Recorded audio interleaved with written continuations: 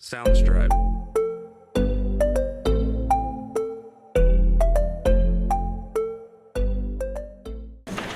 Okay, good evening, everyone. My name is Lawrence Cash. I work in the project management section of the Massachusetts Highway Department, Highway Division Boston office. I am the Mass DOT project manager for the South Broadway, Mount Vernon Street intersection improvement project that we will be presenting this evening. Over to the far right is your attendance for the hearing, and that can be recorded, and once the hearing is over, the attendance will become part of the official record. So if you would like your attendance to become part of the record, please sign in.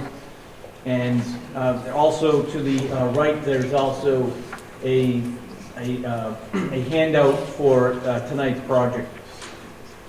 Before I have an introduction of the design team this evening, I just would like to say that David Abdu and Mark LaPlante from the city is here. Would they, either one like to have anything to say this evening, or? Sure. As most people know, I don't usually speak very long. I just want to say, because I won't be here at the end, at a parent-teacher meeting tonight, that I want to, first of all, thank you for coming back. Most of you know that with their gym subs, the team was here on September 12, 2018, one day before a very infamous day, and so there's some familiar faces here, and I think they've heard what the group had to say. So I see some good improvements on there that you wanted, and most notably, I won't steal the show, but I will. The turn lane. I know a lot of you wanted to dedicate the turn lane. These gentlemen worked pretty hard, and I see without any takings they've done. But with that said, I just wanted to thank you for coming back. I want to thank Teresa Park. How are you, Teresa? Back here.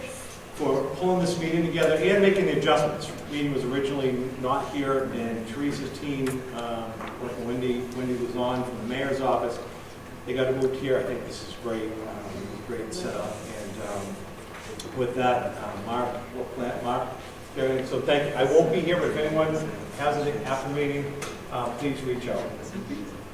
Thanks, Councilor. And just to echo and echo too much stuff. Appreciate, again, you guys being here today. Appreciate giving us another opportunity to do what we want to see happen there and try to make this a very safe place that's also very welcoming. The key here is to make it safe, make sense, right? Common sense kind of thing. So I have not seen the plan. Looking forward to hearing the presentation. Thank you all for being here as well, the mayor's team and everybody else for being a part of this.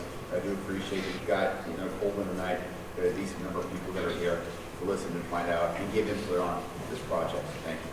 Just real quick, with Mark, I want to recognize we have our state delegation here. Yes. We have our state reps, Christina Cucci and Marcus Devers. And I think that's important because these gentlemen are here from Mass DOT. This is Mass DOT, and we appreciate our state delegation, our city team, and you folks who want stuff. Thank you. Thank you, David. Thank you, Mark. Okay, part of the design team this evening, we have Brian Fallon from District 4, Mass DOT District 4 office, Jerry Doherty from Mass DOT Right-of-Way Division, Jake Carmody and Sam Gregorio from TEC representing city's design consultant for the design of this project. And also to my left is transcriptionist stenographer from Arlington Typing and Mailing, David Frazier. We're making a verbatim transcript of tonight's hearing. The hearing notice appeared in the Eagle Tribune on December 2nd and December 9th, 2019. A copy of this notice is in the handout and will be attached in the final hearing transcript. Currently, we are finishing the 25% design stage, which means that after this hearing, we'll be advancing the project to 75/100% design, and then eventually to the final design submission. We estimate the construction cost will be approximately $1,015,000. The project must be programmed in the statewide transportation improvement program, in the appropriate federal fiscal year in order for Mass DOT to solicit bids for eventual construction of this project. The total federal participating cost does not include any right-of-way acquisition costs. The project is listed in the planning tip for the FY 20 funding as a potential fill-in project for the 2020 year funding.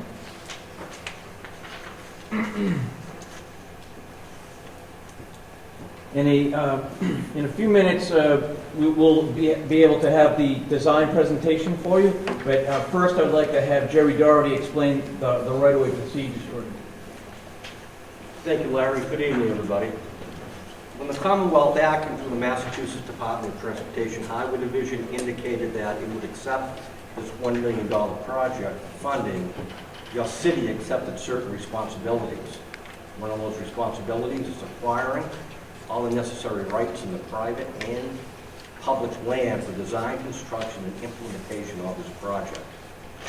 My function is to review and recommend procedures that your city will use in acquiring these rights. The procedures used must comply with both federal and state regulations. The current design indicates that there are 9 fee acquisitions and 12 temporary easements. The property owners impacted by this project will be contacted by your city officials. They will present and propose impacts to each owner and discuss the methods in which you may acquire the needed rights for the project. Frequently, municipalities will appeal for donations to minimize the acquisition cost of the community. However, donations are not required, and property owners are entitled to an appraisal, a review appraisal, and just compensation for these easements. Right-of-way documents will be provided to each owner to help them understand the acquisition process and how the project affects their property. The affected property owner's rights are protected under Massachusetts General Law, Chapter 79, and because this project is receiving federal funds, the property owner's rights are further defined under Title III of the Real Property Act of 1970 as amended. I'll be happy to answer any general questions concerning the right-of-way activities during this open forum, and I will be available after the meeting to answer any other questions anyone may have. Thank you. Thank you, Jerry. Now I'd like to have Jake and Sam from TEC, the design consultant, explain the project in detail for you. So please hold your questions and comments until the hearing is over to the public. I'm the project manager of TEC. We're the design firm working on the proposed improvements. And before I get into the design details, I'd like to just explain a little bit of the design team structure. The City of Lawrence is the project proponent. They are seeking to have the proposed the improvements completed. The city is also responsible for acquiring any easements necessary that are needed to construct the proposed improvements. And the city is also responsible for funding the design of the project. TEC, we're the design team. We are designing the proposed improvements. We're developing the design plans and construction documents that will be utilized by the contractor to construct the project. And we are working closely with Mass DOT. Mass DOT is overseeing the entire project. Mass DOT is reviewing the design to make sure that it meets all applicable standards. Mass DOT is also provides guidance with their right-of-way office, so they guide the city through acquiring all of the easements. So the right-of-way office will help to make sure that that's done all with the appropriate steps. And Mass DOT will manage the construction funds, and Mass DOT will also provide an on-site resident engineer during construction to oversee the day-to-day construction activities. A little bit of the project history. As it was mentioned, we had a neighborhood meeting last September in 2018 to receive feedback from the community before we really put the pen to paper, so to say, and really before we did any work on developing the concept design, because we wanted to get the community's feedback and really know the issues and identify the existing conditions, identify project goals before we started developing the proposed design. The project was approved by Mass DOT's Project Review Committee in December.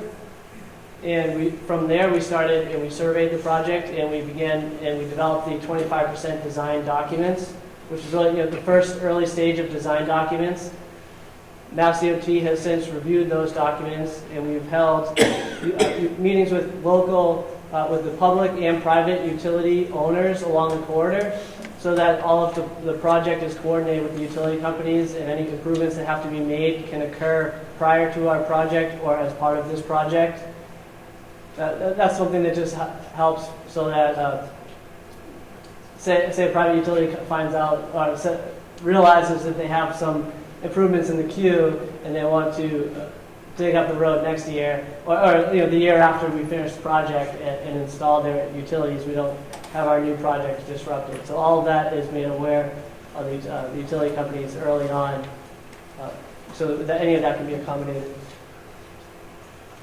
And here we are tonight. So the only step we've taken with the design is we're at 25%. We're not saying here's the design and this is all you get. We want to continue to get your feedback. So your feedback tonight is going to be really helpful in advancing the next stage of design, which is the 75 and 100% level design. So now we can talk about a little bit of the more entertaining part, at least entertaining for me, I hope it is for you. Is the design and the project itself and what the improvements are. The project area is, you can see South Broadway running in a north-south direction along the middle of the image here.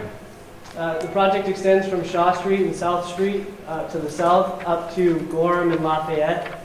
It includes the intersection with Mount Vernon Street and McKinley Ave.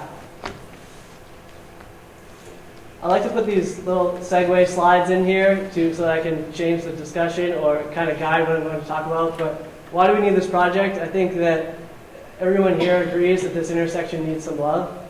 But I'll identify some of the existing conditions that you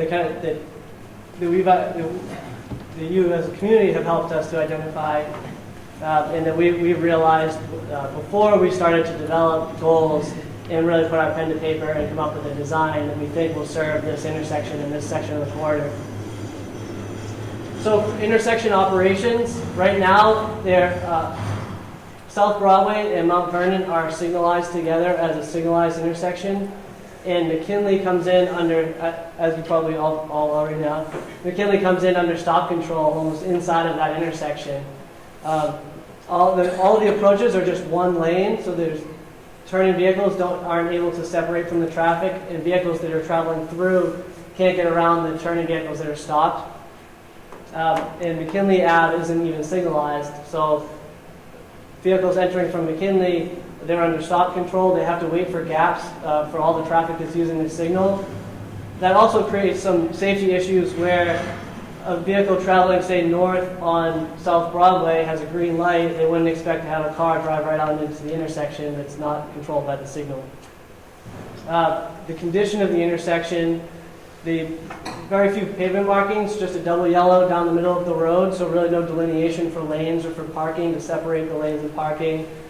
And the traffic signal equipment is leaning, it's missing visors, it's very old. The timer inside the controller that controls the cabinet is actual gear controlled. And Sam was explaining to me that it used to be run on a 60-second clock, because of the loosening of the springs, it's more like 45-second clock. And it's all just pre-timed. And pedestrian accommodations, there are no pedestrian signal accommodations, so a pedestrian who's trying to cross the intersection is just really waiting for a gap in the traffic or for vehicles to stop.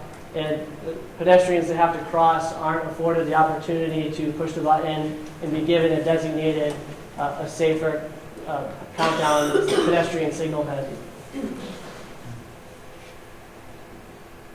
Some examples of the existing issues here. The view on the bottom left here is an image from Mount Vernon entering the intersection. I'm not sure what the count is on the times that cars have slid down the hill and have taken out these signals right at the end of the street. One of the things we heard from feedback was that overhead signals so that they wouldn't get knocked down, where the signal can be supported, say, from the support would be off to the side, and then cantilever heads that are over the approach, so that if a car did travel through the intersection, they wouldn't take out the lights right in front of them. Especially here on the picture at the top right, you almost can't even see that there are signal heads unless you're really looking. So just trying to introduce signal equipment that's much more visible, where an overhead traffic signal where the mast arm cantilevers the signal heads out over the road, has modern backplates that are reflective, and you really can't miss the signal equipment, just to avoid people accidentally running through the light and really making those signals, or running through the light, or just realizing that they're out of signal when they have to jam on their brakes and get rear-ended. You can see in the top right also, there's very few pavement markings. There's no left turn lane, something we heard as a very desirable at the community meeting.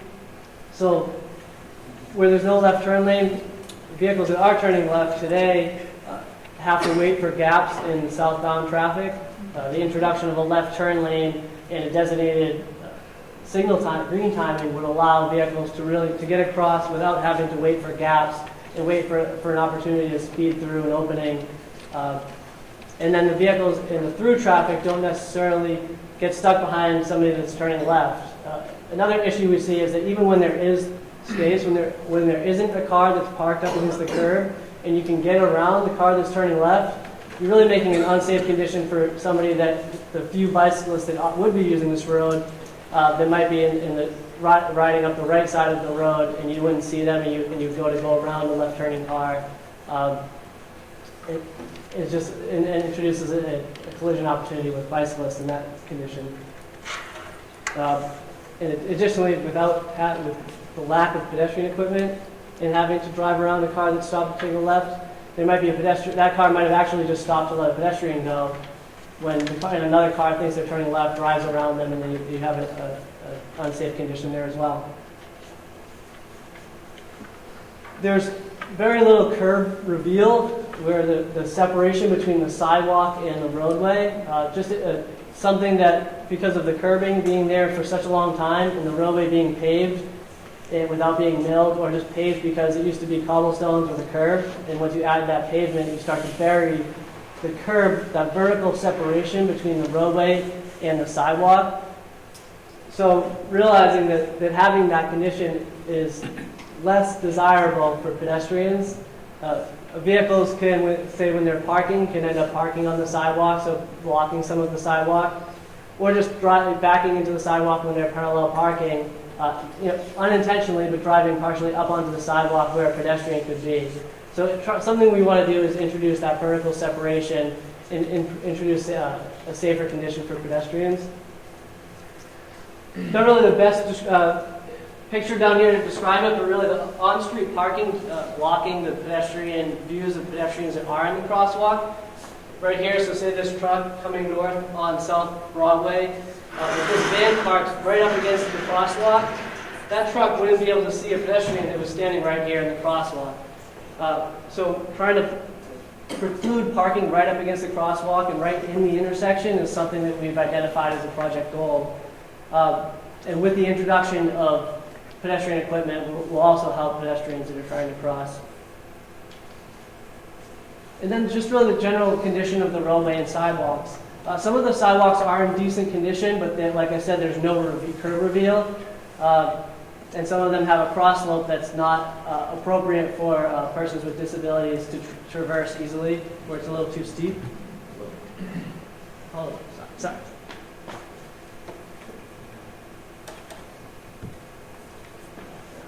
I might have held something down. Sorry about that. And then curb ramps where the pedestrian crossings are very damaged on the corners, likely from not being constructed in a way that they're protected by a curb, protected from snow plows by a curb, so that you can see where the plows have taken out that unprotected concrete, and really just the age of the curb ramps as well. And you can see some of the pavement conditions that need some attention here. So some of the project goals, Improving the intersection operating conditions, looking at there's only one lane one lane on each approach today, resulting in longer delays, not enough opportunities for vehicles to turn. Minimizing conflicts between traffic and pedestrians, so trying to pull back cars that are parked, pull those parked cars away from the crosswalks, and introducing pedestrian signal equipment. I'll show you that in a second. Shortening the crossing distances. Those are some of the opportunities that we'll try to achieve with our design based on that identified goal. Improve safety and comfort for bicyclists. That's an interesting subject because initially we set off looking at, all right, here Mass DOT's standard practice is bike lanes, sidewalk, bike lanes, travel lanes, and only room for travel lanes after we've introduced bike lanes. We listened to the community, we've looked at really what does this corridor need, and we really identified the need for that on-street parking. So if we were to lose that space for the on-street, if we were to lose that on-street parking for dedicated bike facilities, we wouldn't be able to necessarily serve the neighborhood the way that it needs to be served. So improving safety and comfort for bicyclists, with our I'll show you on the next page, but trying to define that travel way with pavement markings, a narrower travel lane, appropriately sized travel lane, that will really help calm traffic, slow vehicles coming through the intersection, and introducing appropriate dedicated travel lanes so that we don't end up with cars driving around other cars and into a spot where bicyclists might be using. That's a way we're trying to help bicyclists, still trying to help them. And then maintaining on-street parking. Okay, so here's a little zoomed in part of the project and then the overall colored up part of the project. I also have that on the board here, so after the slideshow, if you're interested in seeing any of the details, feel free to look at this board here. I also have the right-of-way plans with some construction drawings out here laid on the table. So for some of the proposed improvements, fully actuated traffic signal, I think that's really the big, that's what we're, if you were to say, what are you guys doing out there? Well, we're replacing the traffic signal. That's the first thing that comes to my mind. And fully actuated is, what's that tech term?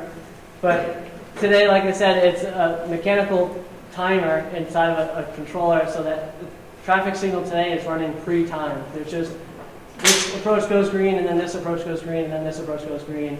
Whether there's somebody there or not, and you end up sitting there at a red light when there's nobody else on the opposite approaches. The fully actuated traffic signal, what that means is that there will be detection pointing at every approach so that the traffic signal will know when a car is present and how many cars are present. So, or the longevity of the cars are present. So that, say a car, if there's a certain line of cars on South Broadway, as soon as the cars stop coming on South Broadway, that green time is adjusted based on the number of cars, based on the volume of cars, and once there's a gap, they get the red, and Mount Vernon will get a green. And as soon as there's a gap, so you don't have to sit there and waiting for your approach. Also, if the signal is resting on green here because there's nobody at the intersection, which is probably rare, if a car pulls up on the side street, it will cycle. The signal approaches will cycle to that approach, and they will get the green. I also should mention, very important, McKinley will be brought into the signal, and signal equipment will be facing McKinley, so that will no longer be under stop control. So part of bringing McKinley into the intersection will be a definite improvement on safety, vehicle safety from McKinley. And I think you can all see here, we have introduced that left turn lane. So reallocating the pavement width, we still are striped. We're striped in with on-street parking away from the intersection and shared through travel lanes. So the travel lanes will have markings for shared bicycle use. So bicycles will not have their own lane, but they'll use the travel lane. And when you're actually at the intersection, we've put curb bump outs or curb extensions, a couple terms for that. But you can see where we brought the curb line in and we narrowed the pavement width at the intersection. That will prevent cars from being able to park inside of the intersection, blocking crosswalks, hindering some of the turning movements, and really the biggest benefit to these curb extensions is that they shorten that pedestrian crosswalk.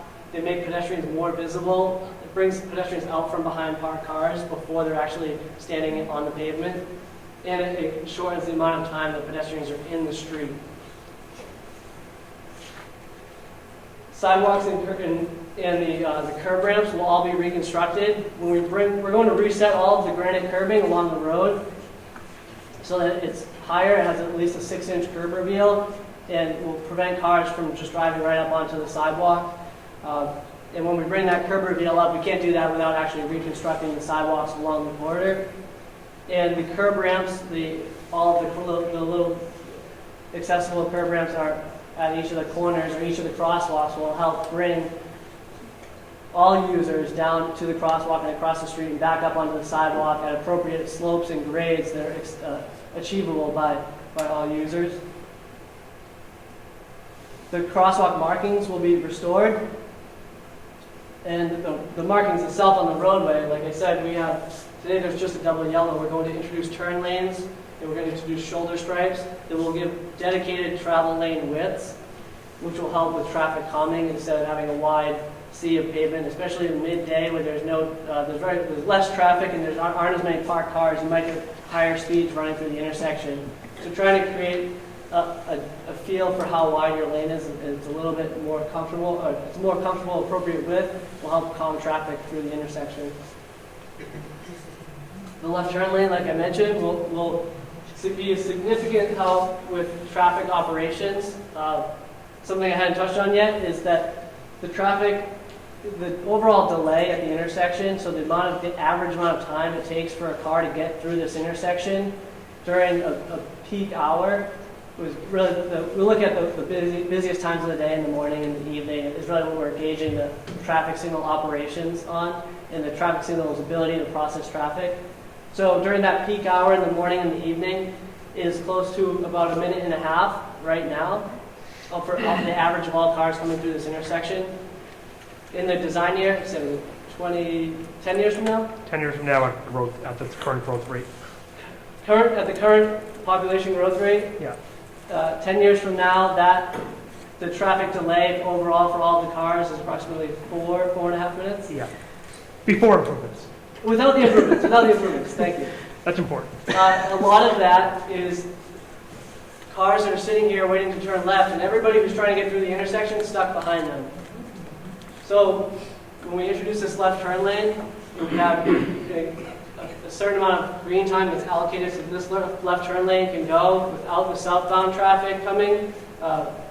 We reduce traffic operations. I think the overall traffic delay at the intersection is less than 1 minute on average, even 10 years from now. So here's a little picture existing condition picture looking south. You can see, you can barely see some of the signal equipment. It's small, it's off to the side, and there's little traffic pavement markings, just the double yellow down the middle. And here's an artistic rendering of what the intersection will look like after the project is constructed. We have marked lane lines.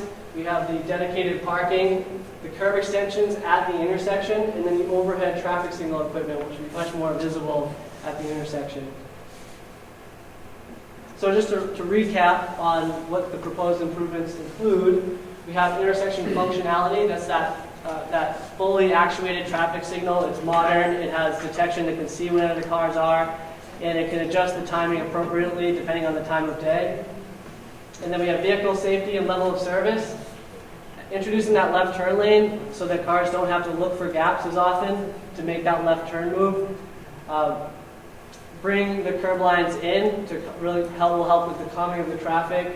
And then just new signs, pavement markings, and parking lanes that are dedicated will all help go towards helping with the overall intersection safety and operations. The pedestrian crossings will, actually, let me show you. Pedestrian signal equipment will be installed at all of the crosswalks. So you push the button, you get a countdown head, and it tells you how many seconds you have to get to across the street.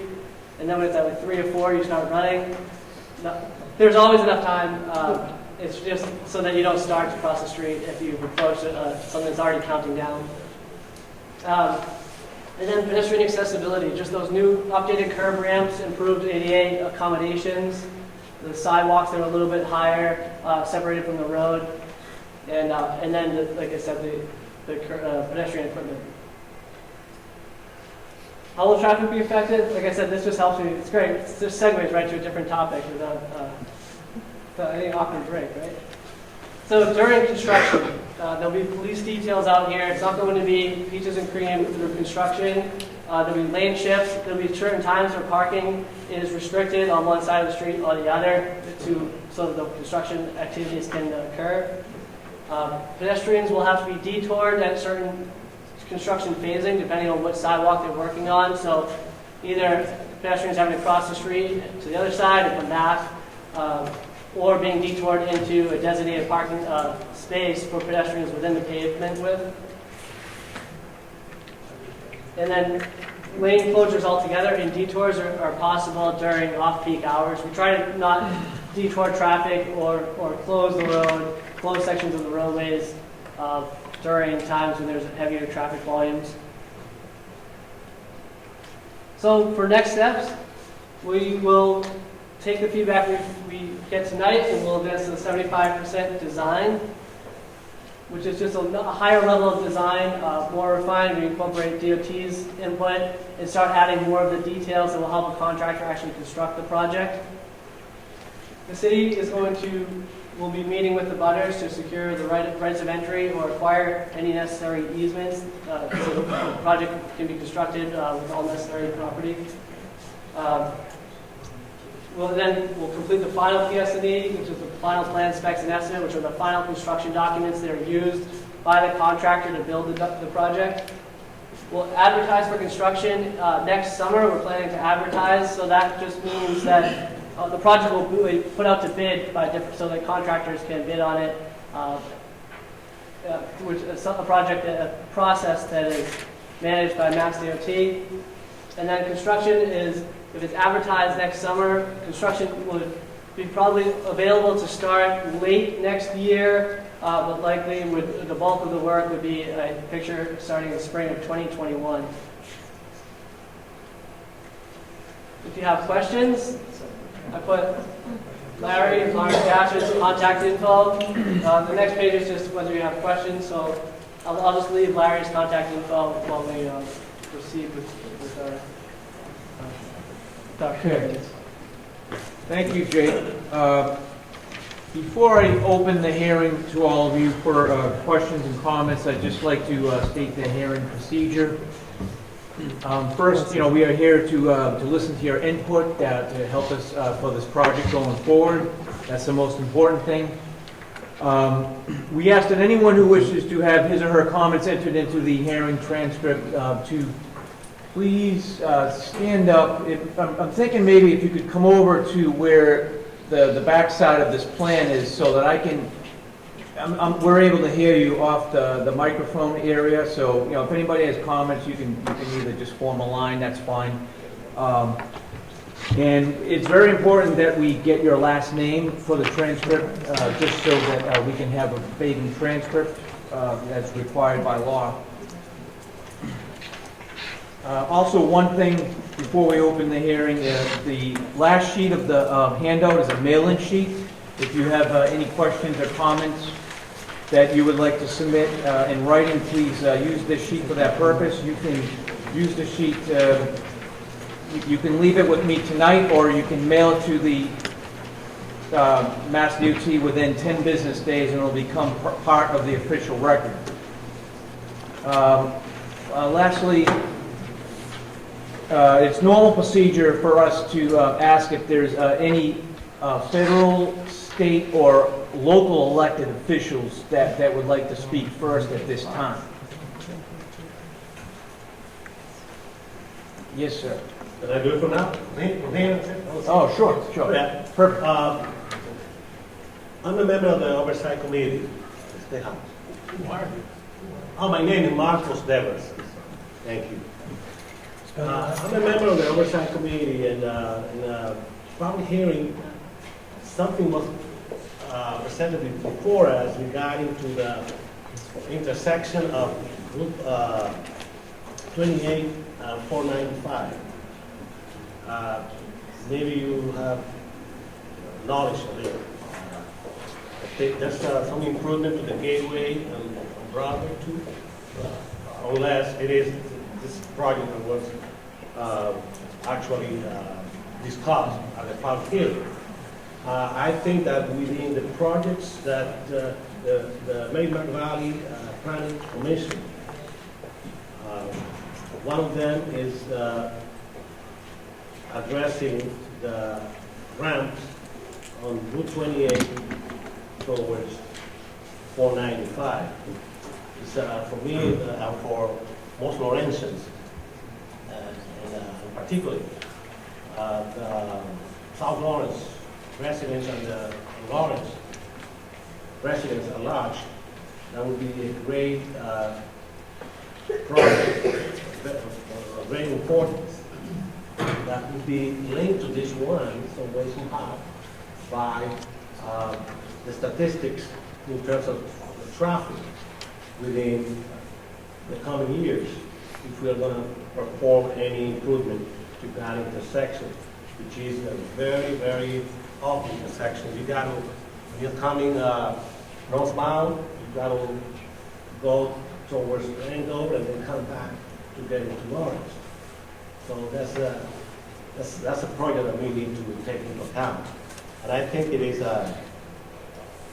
being addressed, that we don't know the timeline, concrete timeline yet. I would like to know if you knew about it and how these two projects could be related,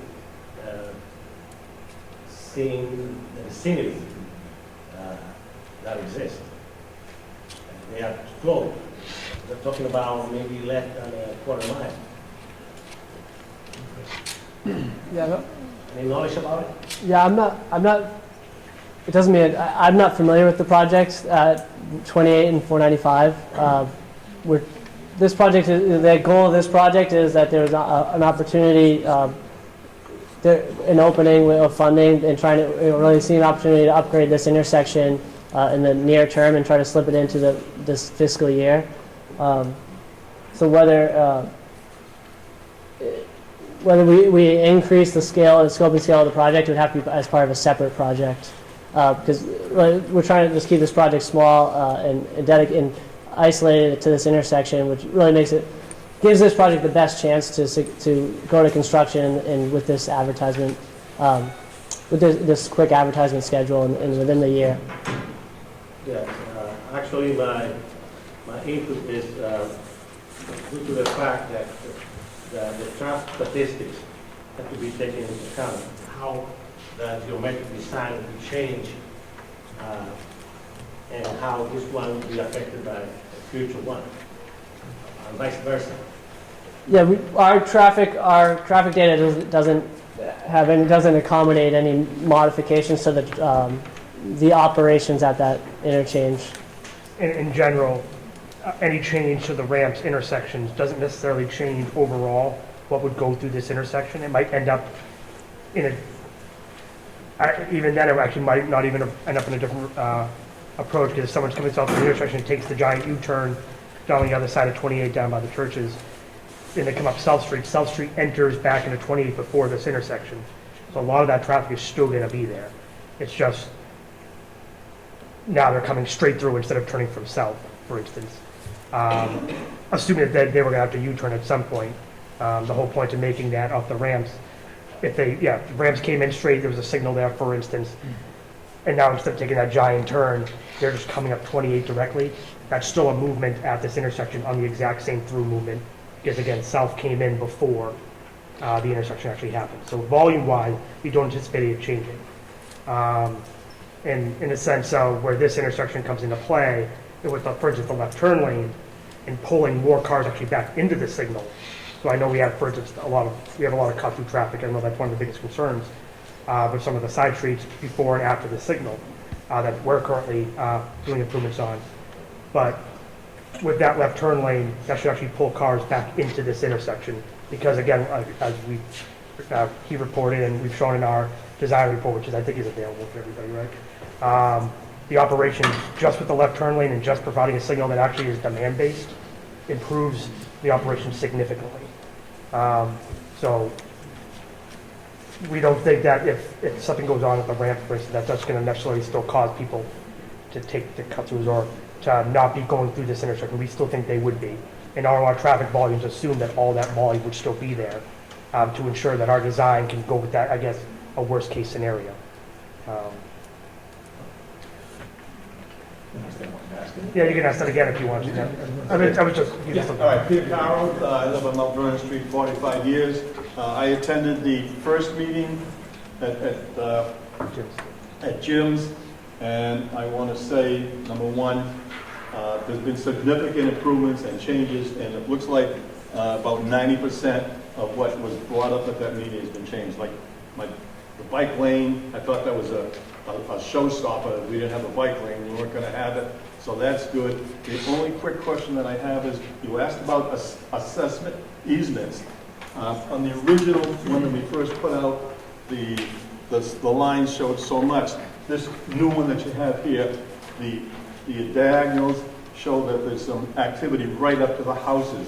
Does that mean that you included the sidewalks in that particular thing? Is that what that means? Yep. As opposed to what the original one showed? Yeah, so those diagonal, we added some more color to show where the driveways were. Okay. The old ones didn't differentiate between the sidewalk and driveway. Okay, That's this the doesn't difference mean on that the color. road is going to get any wider. No, so Okay, that was, I said, this Yeah. mean, wow, this looks good, the road is getting wider. So that you're not going to take anybody's property. There's really no easement of property. There's just no one's losing land or anything there. so the project exists. So a lot of this corridor, there's a retaining wall on both sides of the road. The project is the same from back of sidewalk to back of sidewalk. Okay, When we surveyed the corridor and we put the property lines and the right-of-way line on the actual survey that the project is being designed and constructed on, and that's the actual survey for where in space where your property is and where the city's property is. That and it's done with electronic equipment and computers. That line runs, sometimes it's 3 inches into that retaining wall and 3 inches out of that retaining wall. So really where it's not, that line isn't perfectly along the face of your retaining wall. We have to, so say that property line is 3 inches into the sidewalk.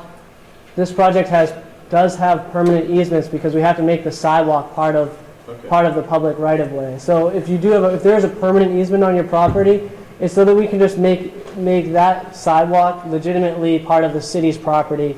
But it shouldn't be anything that you already realize as your property. relating to the bumps, these, from the original drawings that were passed out last time, it looks like these bumps are not quite as wide out into the street. Is that true? Yeah. Okay, that makes sense. Yeah. And does McKinley actually get a stoplight, I mean, not a stoplight, but a pedestrian? Because that's down further, so they could be crossing McKinley and never crossing Broadway, but they still could get a pedestrian light there. Does anyone else need to talk? It's done. Let's go. Let's go home. Lawrence City Council. So, a little bit on that, the takings. Do we have addresses to where these takings, even if it's 3 inches, do we know which properties those are? And is there any way for the individuals who are going to be affected, even if it's minor, are being notified because they will have some skin in the game? I would hope that they be made aware. Is there an opportunity for us to get that information? Yes, sir. So we have the preliminary right-of-way plans with us here, and that has a list of all the properties that are impacted, either with the permanent easements or the temporary easements. So the temporary easements are so that we can tie that sidewalk and driveway aprons for your driveway, so we can tie those into your existing driveway. Those would be the temporary easement. It just allows the contractor to access a certain amount of area, like say within your driveway, to construct the improvements. And it's intended to protect the property owner, so that if there was an incident with the contractor, say being injured on your property, they're being injured within an easement that has been acquired by the city. So that list of easements is on the preliminary right-of-way plans here, and all of the property owners will be contacted by the city as part of this the development of the project. And before any easements or rights of entry would have to be in place before the project goes to construction. My only hope, and maybe this is going to this part, is that we should not be, on my impression, we should not be waiting for the next steps before these individuals are notified. If we are talking, even as minor as these things are, they should be made aware as soon as possible that there are discussions being made that may impact them. So that would be my recommendation that we make sure they're aware. That's the first thing. Just if I could add to that, too. Yeah. I mean, you are correct, and I will be advising the city that letter should be going out within the next month or two. The last thing you want to do is for me to go on social media tonight and say, we're going to be having some takings. Exactly. I have no idea what I'm talking about necessarily, but it'd be better coming from an official channel that knows exactly the depth and has those follow-up answers. Yep. Okay. Yeah, we like to, I mean, so we won't hold this, we don't hold the public hearing until Mass DOT right-of-way is comfortable with what we're showing on the preliminary right-of-way plans. And we don't like to send notices out until we've explained this process a little bit. So we're right at that intermediate point where we've gotten the green light, the okay from the right-of-way to say these are, to start talking about the right-of-way impacts to these properties. And we have to have this meeting, so we're right there. You caught us right in a good spot. Next question. See, the McKinley's been taken care of as far as the angle of the light so that people who are McKinley will be able to be part of that traffic Yes. structure. The question is regarding LaSalle. Has that been contemplated, and what is if you're coming out of LaSalle, what is the recommendation on how traffic can go to the right or to the left, like the right seems to be coming to the left? Coming into the left, it would be similar. It would just be similar to the existing condition where they would be under stop control and have to look for a gap to turn. Is that the best we can do on that? Because that seems like the same issue we're facing on McKinley. Well, in terms of like, if you're thinking something like signalization, if that's where you're going, I'm not sure if you are. I don't know what the answer is. Sure, and we wouldn't do something, there's only certain amounts of control items that we could put into place, especially with the right-of-way constraints that we have. We don't want to touch anybody's property really outside of, for instance, the retaining walls, and where that sidewalk needs to just extend that extra couple inches. Doing something like signalization at that approach, it'd be too close, two signals that close together, not exactly an ideal situation. And then things that, I guess, the new upgraded signal that we put at this location and the way the operations are more, I guess, flowing, you're not really going to have that. You'll have a less percentage. I'm not going to say there won't always be, because there's always chances there's going to be some backups. It is a busy roadway. But the chances of there being that stalled car in front of the lane where no one can get out and you're blocked from your view because that guy's sitting there, you can't see past his car, a lot of that goes away. Doesn't always go away. I mean, again, there's always still going to be traffic. It's Route 28. But the chance of there being that backup that blocks your visibility and blocks your chance of getting out when someone's just sitting in front of the road does get reduced a lot with the more snappy operations of the traffic signal. Yeah, I'm just wondering if just by natural flow, if the folks on LaSalle are going to say, no, something, I'm not even bothered with this left turn craziness. I'm going to McKinley with the traffic signal and going. I guess that's, if I was looking at that, might be what I'd be doing. I'm not sure that was. Sure, it wouldn't be a terrible idea, and there's not a lot of houses on those roadways in general. So the amount of traffic that comes out of McKinley already right now is a very limited number. If you were to say double that, because maybe all LaSalle is going over, that's doubling that number still does not make it even close to a big number at all. Yeah. And again, McKinley, even though signalized, but still with that new detection will be demand-based. If there's no one in McKinley, they never get a green. So that's not going to impede operation by adding that into the signal that much, especially when there's only that 5 or 6 cars an hour that really come out of that roadway. So what you said, we're using McKinley to take that left turn would be a great solution for trying to take a left onto 28 when when the signal's in place. My last corner question also beyond this, and I don't have an answer to this. I can kind of look into it. You have projections in our city with respect to housing growth. We've got a lot of in our city, mostly in the middle part of the city, alongside the river. We are going to see a dramatic increase in growth in new units over there. I don't know what the traffic notifications are, but I can only imagine it's going to domino, is my guess. To elsewhere in the city, if a place you used to go to, now you're going to be going to a different place, you want access to the highway, for example.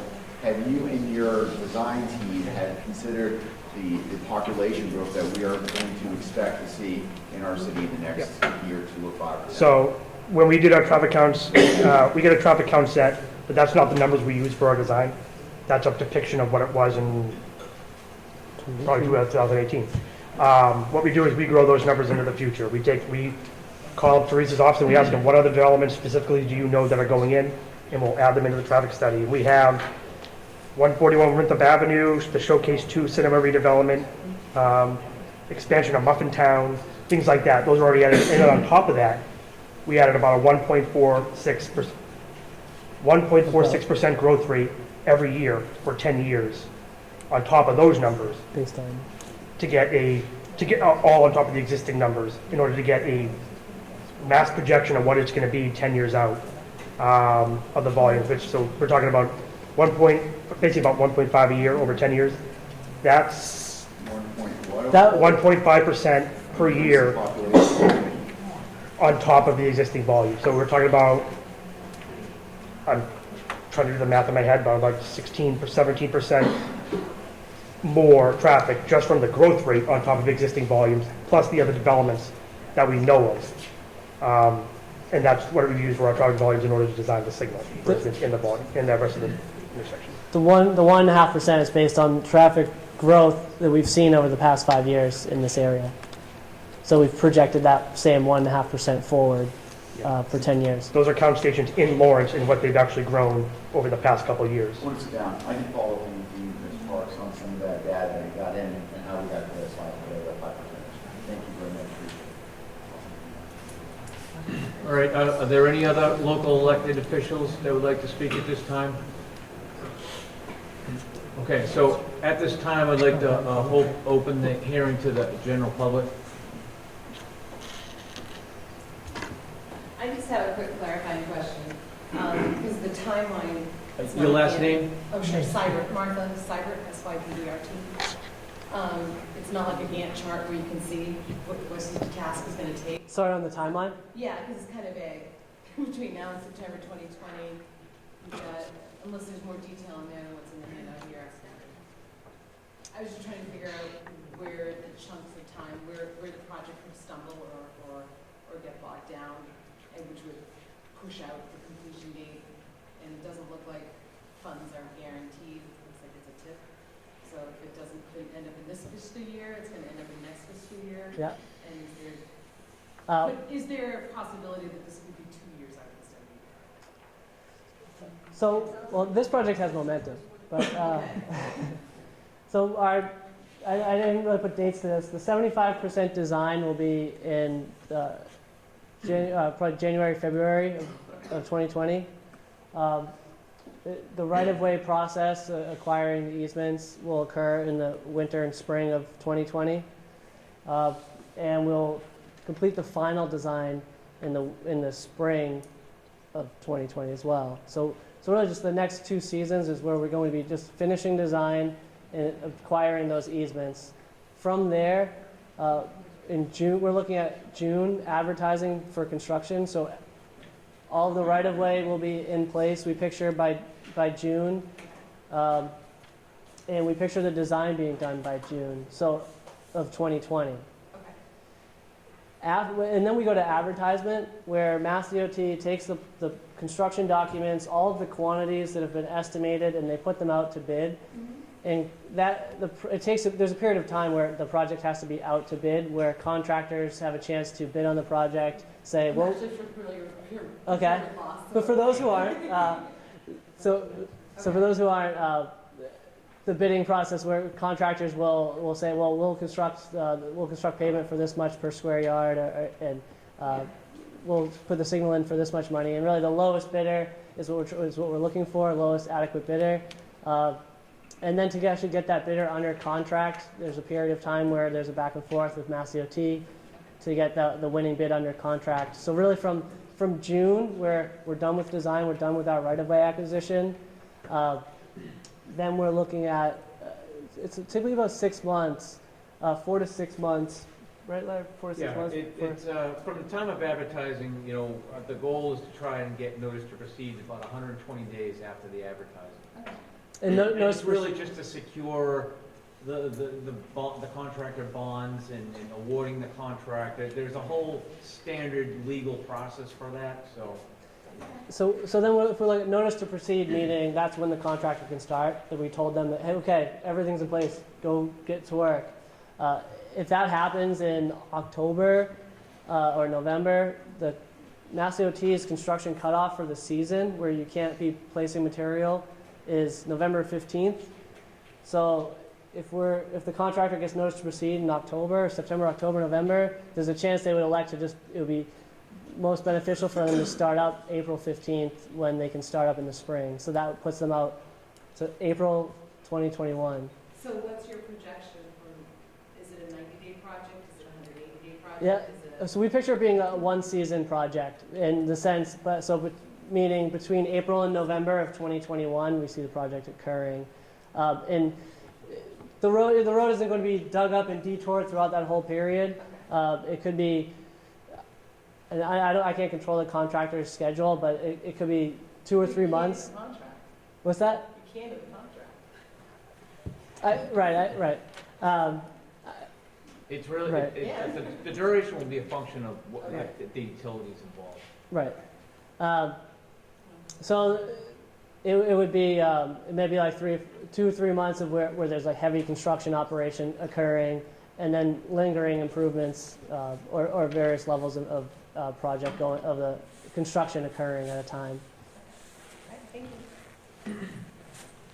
Yes, sir. Good evening, gentlemen. Thanks for coming to the City of Lawrence. My name is Jim Curran. I live at 19 Mount Auburn Street, which is the top of the hill in Mount Vernon. Pass through this intersection on average of 4 and 5 times a day, going in and out to various districts in shopping areas. Grew up at 85 Mount Vernon Street way back in time. I look at the plan, and unfortunately I didn't come to the first one, Jim's Pizza.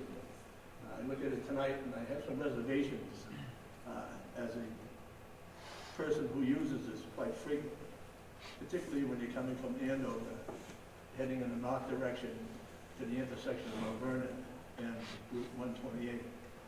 Cars are parked continuously on both sides of the street all the time, naturally restricting our ability to get through under normal circumstances. Great idea to put the arrow in and giving us permission to go up into Mount Vernon Street. However, with the restrictions, it looks like you have parking on that right side, which would be the northerly side of the street. Am I correct on that? Yep. Continually parking cars. Nightmare. People trying to head in northerly direction on the flow disposition, or take a left onto Mount Vernon Street, and having to put up with people who are impatiently trying to get out that curve. That's not going to work. Those are only more solutions for people to hide behind them. They can park in that little area. In Lawrence, we already had that downtown. We took them all out. It wasn't effective. It didn't work. Public safety had nightmares plowing. Being a member of the area, the pedestrian traffic up there was so limited that it's almost non-essential. They run between gyms and a package store, and vice versa. Once in a while, we go across the street. But in my experience, in that intersection, where you go, whichever direction, north to south, there's not that much activity except between gyms and the package store. The City of Lawrence has an ordinance, and it may still be in effect, but when I was doing some engineering in the city, we could park within 22 feet of an intersection. They park right within 5 feet of the intersection. You're making a left-hand turn in a northerly direction on Mount Vernon Street.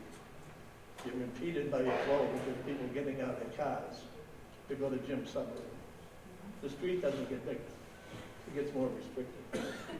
And the more we allow this to happen without some presence, either tree presence or new modifications of the design, it's not going to be. It's not going to happen. In the right world, it will happen. Maybe. But in a situation where people are running across the street to go to the package store Jim Sub. It's a nightmare. Coming off the side street, which is South Street, coming off the highway, and into that, anytime between 2 and 5 o'clock, it's complete depression. People are just all over the place. People trying to make left-hand turns, U-turns, you name it. I mean, this is a great direction. It's a start. We need it. But I think we're gonna have to really look at this, particularly if you can leave the cars in the street park. Thanks. From Jefferson Street and this intersection is near and dear to my heart, as it is with everybody else that came here. Some of my questions have been semi-addressed, but I'm just looking for some clarification. I want to understand this properly. You talk about these fancy traffic lights, fully actuated, Yes. and you're talking about pedestrian crossing buttons. I've already heard about the pedestrians in chaos. I'm wondering about the flow. How is all of this smartness going to affect the flow? If McKinley has a car, if pedestrians are pushing buttons, is there a priority built into these fancy lights that addresses 28 has to move? It has to move north and it has to move south. It has to be kept moving. So, I don't know exactly the words I need to say to you, but you understand that 28 needs to move. How does it all work out? Is it going to work, or is it going to be a failure? Do you want me to answer that before you go to the next one? I can go one by one. My only other concern is when you're traveling south and you're trying to make the right turn. The picture that was shown in front of Jim's Sub is different from what exists nowadays. The stop line nowadays is way back. I'm not sure the picture that's shown is that far back. I feel that movement of that stop line way far back helps us. And it almost sets it up so that we can do a right-hand turn there. Is that being taken away from us is one of my concerns, along with the flow. 28 has to move. Okay. I'll go with the stop line one's an easier one. I'll go with that first. The stop line is plus or minus a foot or two on that stop line approach. Is not really going to move because with McKinley as part of the signal, stop line has to be on the side of McKinley just like it is now. So that where you say that is a good thing to keep, we are keeping that because we know that people need to be able to get out of McKinley and then turn into McKinley if they need to. In terms of the flow, the way the traffic signals will work is there'll be detection in the roadway under every lane, or on every lane if it happens to be a video system that just points down at the car that's coming. So each phase of the signal, Mount Vernon has a phase, Route 28 northbound has a phase, Route 28 southbound has a phase. Some of them run together, some of them don't. Each of those has a minimum green time and a maximum green time that we allot. It's been calculated based on the traffic volumes that we projected with the growth rates and such. So, for instance, Route 28, and I'm just looking at here, based on different times a day, it gets certain amounts of green time. Because we know there's a certain amount of volume that's going to the intersection in the morning. It's different in the afternoon. It's different middays. It's different all times of the day. So we projected out different timing plans to focus on those times of the day because southbound gets more traffic in the morning, northbound gets a lot more traffic in the afternoon, for instance. Most of that time for the entire cycle as it cycles through each approach, most of that time is on 28 because that's where the volume is. McKinley gets a certain amount of time, but it never gets called really because there's only a couple of cars. If there's no cars there, it never gets green.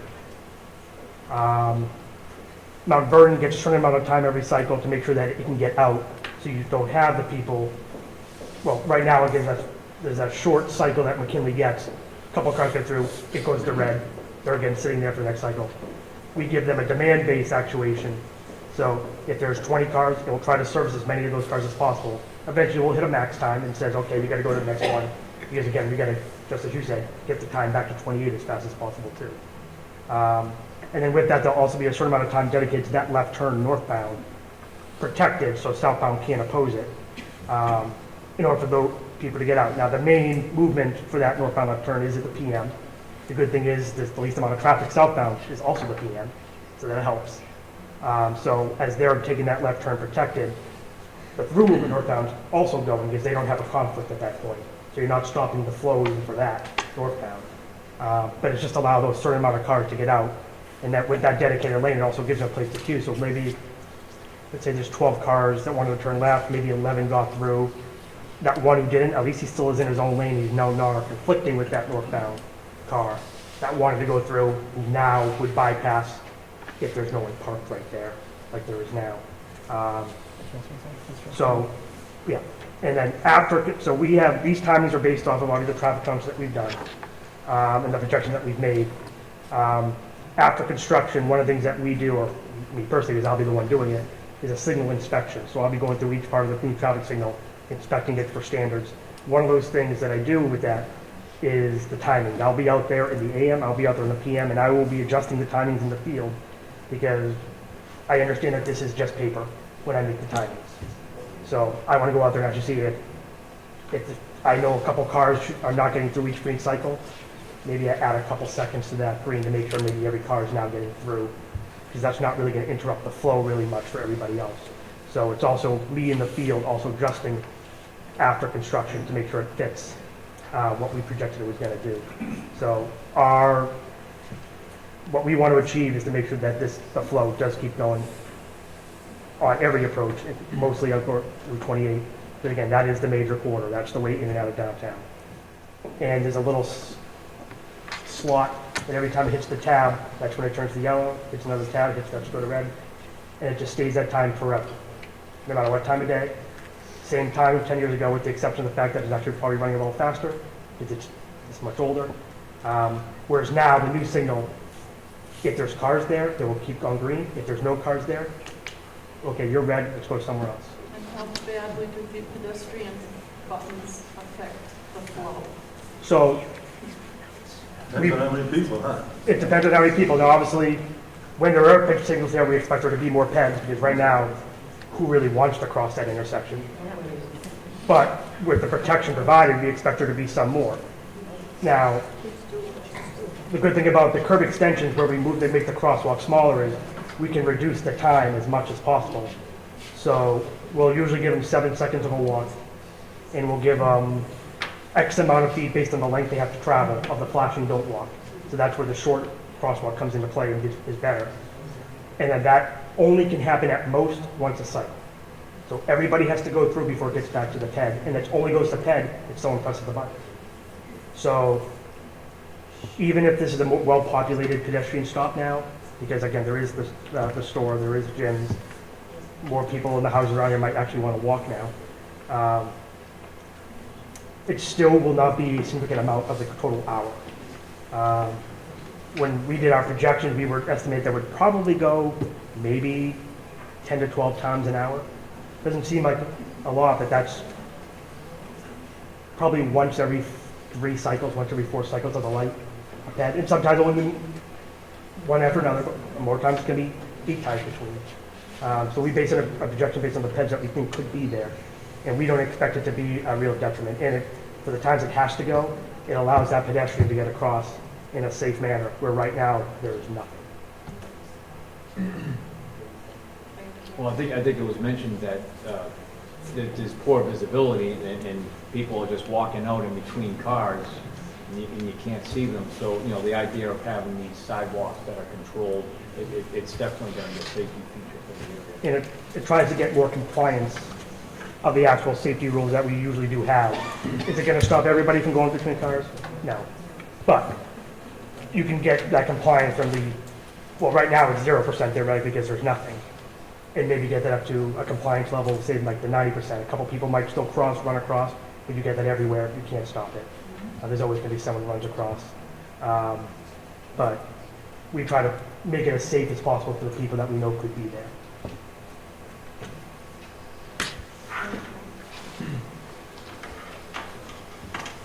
Yes, sir. Thank you. Greg Morris, 27 Ferguson Street. Quick question on the Mount Vernon section of the bump outs. What is ballpark road width between those two lanes? Mount Vernon Street, it'd be about 28 feet. So 13-foot travel lanes? Yeah, it's 11-foot travel lanes with 2-foot shoulders. Has anybody taken into account deliveries from Mount Vernon Liquors? Because right now they have on the South Broadway side, there is a fire hydrant there, which doesn't seem to matter when they get deliveries, and they're going to try and park on Mount Vernon for the same deliveries. Oh, sorry, Mount Vernon would be 28 feet between the curb extensions. Right. This section of South Broadway would be a bit wider, that'd be, About 30 feet, something like that. yeah. I think he's talking about further up on. Well, I was actually talking Mount Vernon right there where you did the bump outs. Yeah, where the bump outs are, right, there wouldn't be room for a delivery truck, just up the street, just where the curb bump outs ends, the pavement width is the same as existing. So And the parking lane's going to be 10 feet? 8 feet. 8 feet, Yeah. so now you're talking tractor trailer stuck in it. Yeah, the You're pavement going to width, have a traffic flow restriction there. What's the width on the sidewalk? Is that, the sidewalk and pavement width would stay the same as existing. We're really just adding this curb extension closer to the intersection. okay. And now is that going to be no right on red at that corner too? Because you saw the damage in the existing pictures, that's a lot of that right on red, so right over the curb. As part of this, what we have to look at when we do any new design is the actual sight line from each approach. Yep. And right now, even in the existing conditions, all 4 approaches actually should be no turn on red. Correct, right. Because there actually is no visibility for a car driving 30 miles an hour that needs to come to a complete stop on any of the approaches. Pulling into the crosswalk. Not to mention that Yeah. both the South Broadway approaches, that right turn is actually entering the intersection, doing a right turn as opposed to staying on the outskirts like a normal because of the offset roadways. So we'd be adding the no turn on red to each approach, mostly because it actually should be like that now, Right. in a safe manner. But again, I'm sorry, what did you say? You're going to add no turn on red? the no turn on red for the right turns, which should be From actually Mount Vernon onto South Broadway? all 4 approaches. Yeah. It should be a Well, that's condition. going to be a problem for Mount Vernon. Right now, and right now in the existing condition, it actually should be in place Yes. by our general traffic legal standards. Because right now, the sight distance on any of the approaches does actually not meet minimum requirements. So therefore, if we would have fixed this and not put that into place, and someone got hit trying to make one of those right turns, after a design, the city itself could be liable because we provided design. And myself, if I'm stamping those plans, I could be held liable legally because I designed something that is unsafe. The no turn on red should be here now. So I can comment on the no turn on red also. Today, if you're probably sitting there, there's a lot of times if you would turn on red because you're sitting at a red light and there are gaps on South Broadway where you can make that right turn. The signal is going to recognize those gaps and cycle to alternative approaches. So there'll be less times where you're actually sitting at a red and there are opportunities to turn right.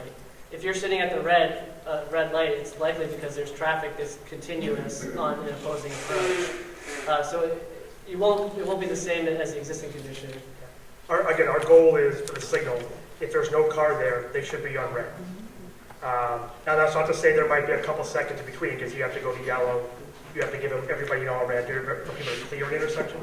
So it won't be exactly no car, and then you can go. But our goal is if there's no car in approach, they shouldn't have a green, which is not the case today. So again, making the operations that much better allows us to mitigate some of the operational impacts that come with the no turn on red. Obviously, when you're adding the turn on red, operations theoretically get a little bit worse because that's one more car that has to be at the stop line. But we recognize that as a major safety concern because there are just the sight lines do not exist. Because the buildings, the store and gyms are right up on the corners.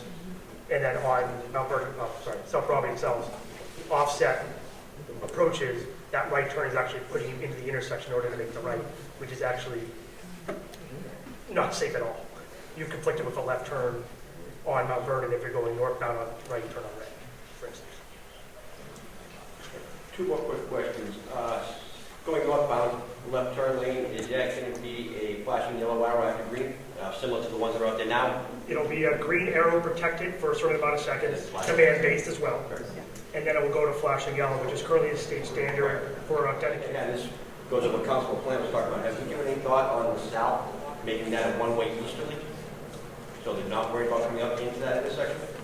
I mean, as part of this project, it's not something that we are proposing, but that doesn't mean that it's something that after project, and we go back and look back and see what the project has done, is there anything that we can still try to fix?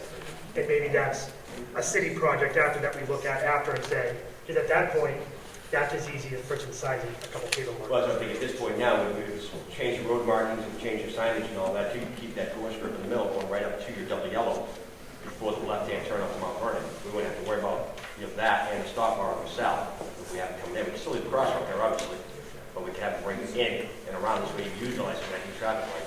Yeah, again, at the moment, it's something that, again, we can look at. It doesn't preclude it from happening. That's the important part. So, Thank you.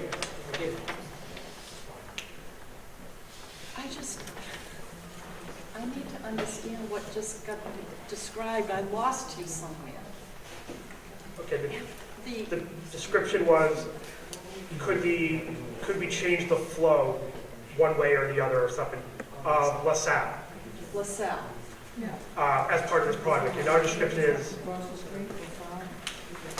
it's something we can look at. It's not proposed at the moment, but even if we do not do it as part of this project does not preclude it from happening in the future. Because it's signs and pavement markings. That's all that would actually be. And telling all the residents.